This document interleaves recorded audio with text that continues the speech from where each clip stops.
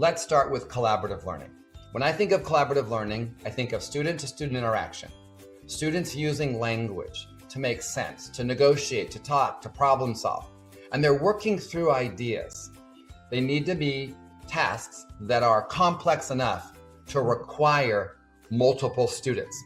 If it could be divided and conquered, why would we have students do it collaboratively? We could just have them do it independently.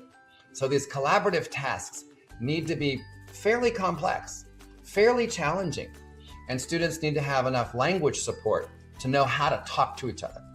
What else would you think about when you think collaborative learning and the design of that phase? That task design, as you noted, is something that is so important in that phase.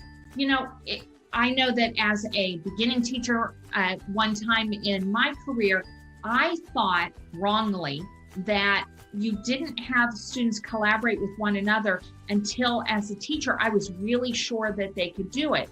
And what I noticed almost immediately was that students did kind of this divide and conquer. You do this part, you do this part, and we'll come back together in the last few minutes and assemble the work. It needs to have that intellectual interdependence. In other words, the task needs to be designed such that one person alone couldn't do all the work. They need to be able to interact. They need to come to consensus to be able to build out whatever that task is going to be. And it is important that the teachers at some point share their thinking, but it doesn't have to come at the outset.